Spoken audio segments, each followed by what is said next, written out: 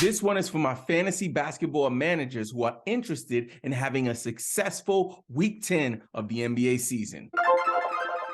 Here are the waiver wire targets you need to focus on. Thomas Bryant. Yes, Thomas Bryant is a priority add. If you didn't know, Anthony Davis is going to be out for a minute. We don't even know how long he's going to be out, but it seems very scary. All signs point to him being out long term. There's going to be a fantasy basketball ripple effect due to AD's injury, but it really starts with who's going to pick up the slack in his absence, and that's Thomas Bryant. On December 16th versus Denver, Thomas Bryant played 24 minutes, put up 21 points, 6 boards, and had 2 steals. If he's on your waiver wire, I would go pick him up right now. It's also worth noting that LeBron James is going to see a spike in usage. Somebody's going to need to do some scoring around there. It's really sad because AD has been on my sell high list. As you know, if you follow this channel, you know all offseason I've been advising people not to draft Anthony Davis. He had an amazing start to the season, the #1 player in fantasy. People were like, see, I told you, that's what AD does. No, that's not what AD does. What AD does is get hurt. And don't get me wrong, I don't want anybody to get hurt. No NBA players, no children in the park, nobody. I want everyone to stay healthy. But history shows that Anthony Davis goes down with injuries every single year. So that's why I was on a hilltop, on top of a soapbox with a daggone megaphone yelling, do not draft this man. And now here we are. The next player you need to pay attention to on the waiver wire is Donte DiVincenzo from the Golden State Warriors. As you probably know, Steph Curry went down with a shoulder injury, so that's going to open up some opportunity for some of those bench guys. DiVincenzo is only rostered in 10% of ESPN leagues, and in his last 3 games, he's played at least 30 minutes. Next up on the list is Walker Kessler. We talked about him last week. He's the big man from Utah. He's only rostered in 14% of ESPN leagues, and honestly, I think he has the potential to be a season-long hold. In the last 7 days, he's averaged 21.7 minutes per game, 8.7 points per game, and 9 rebounds per game. Wait for it, there's more. He's also averaged 2.3 blocks per game in the last 7 days, and it's not a fluke. He's averaging 1.9 blocks per game on the season. This is the real deal, people. Another player we talked about last week, Quentin Grimes from the New York Knicks. Tom Thibodeau loves to run his guards to the ground, actually all of his players to the ground. Your man Grimes is averaging 36 minutes per game the last 7 games. It is not a fluke, folks. Tibbs likes him, so he's going to get playing time. Next up, we got Jalen Duren, who's only rostered in 10.4% of ESPN leagues. In the last 7 games, Jalen has averaged 30 minutes per game, 8.3 points per game, 15.3 rebounds, y'all, and 1.3 blocks. I would go grab him right now and hold. Again, he's also a rookie, so he's going to have some ups and downs. This is another red alert, must grab, priority waiver wire add, Bogdan Bogdanovic. He's rostered in 47.5% of ESPN leagues, so you got to go grab him right now. He's getting tons of opportunity, averaging 32 minutes per game, and he's scoring 24.3 points per game. And now for a blast from the past, Kemba Walker. Yes, Kemba Walker is playing basketball again, y'all. He went off the other night, 42 minutes, 32 points, 5 rebounds, and 7 assists. I do not think it's sustainable, but I think it's worth you keeping an eye out for.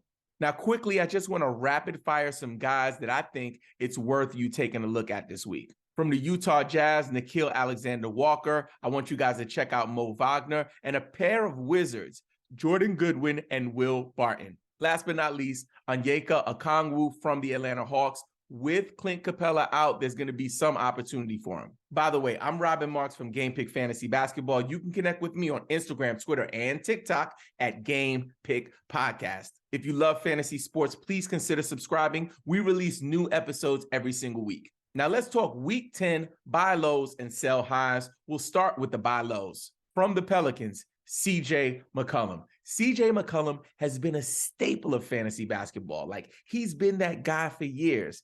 This year, maybe he's not on his game. This could be your opportunity to buy low.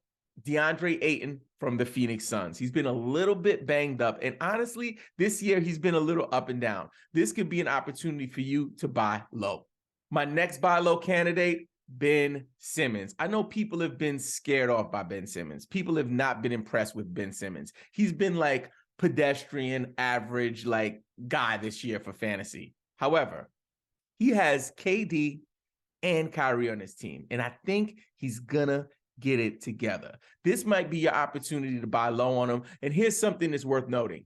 He has position eligibility for point guard, power forward, and center on ESPN, which is crazy. Like, if he gets it together, he could be that Swiss Army knife that could carry you to the championship. One of the best times to send offers for buy low candidates is when guys are injured. Here are my injury buy lows. Karl-Anthony Towns. He's going to be back pretty soon, so this window might be closing. I would send some offers to see if you can get him on your team. From the Atlanta Hawks, DeJounte Murray, another guy we talked about last week. He's still banged up. You could probably take advantage of that. Steph Curry. Now, Steph is going to be out for a month, but if you could get him back on your team by the time you're getting ready for the fantasy playoffs, it could be a really good look for you.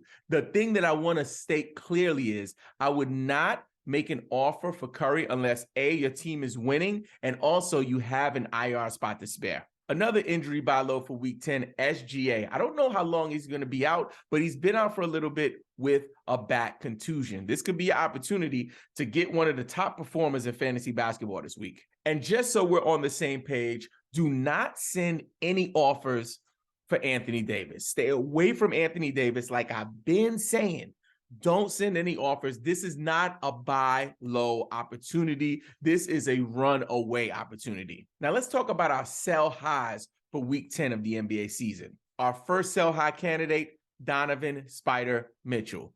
Oh my God. When I tell you this man is gone, he's gone nuclear. It is out of this world, otherworldly, never seen before. Like people in Cleveland have not seen anything like this since LeBron James. This is your opportunity to flip him for Jokic, flip him for Giannis, flip him for Luka, flip him for Jason Tatum. Whatever you got to do, see if you can get one of those top 5, top 7 guys for Donovan Mitchell.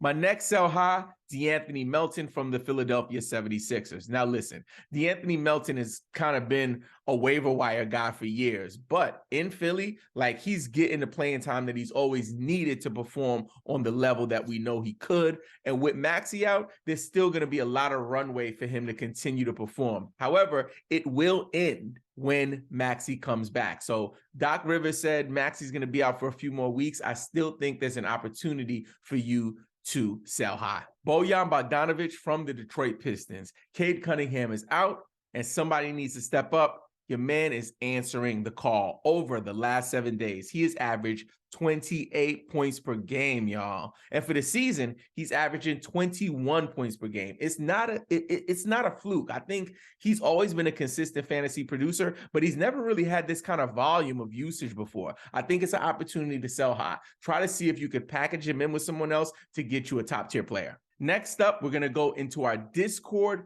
Q&A. The first question is from Antech. What are your thoughts on Jalen Duren for a redraft league? He seems to be on a hot streak. I love Jalen Duren. I've picked him up and dropped him a couple of times, but I think he's the kind of player that's worth holding. I think he's the future of the front court there in Detroit, and he's going to get a lot of opportunities. One thing to note is that he's a killer on the boards. He's cleaning up. So if you are struggling in your rebounding category, he could be a player that can help you out. Antech had another very good question. He said, Trae Young, is he a sell high while DeJounte Murray is still out, or should we hold in the event that the ankle sprain is similar to LaMelo, turning into months of DeJounte being out? That's a great question. So for me, all we can do is get the information from the sources at these different, teams, right? For a player like Trae Young, however, I'm not selling high on Trae while DeJounte is out, because Trae still has value when DeJounte is healthy. So for me, I'm holding Trae Young. He's a first round guy. I think that as the season progresses, he'll continue to get better. And whatever he kind of establishes in DeJounte's absence, I think he'll be able to sustain it when he returns. The next question is from Aussie Boomers. He says, what time should I start to look to trade stars on bad teams for when they want to tank for the season? Like, let's say how they ruled out SGA and Giddey last year to boost the Thunder's odds. Ooh, that's a good one.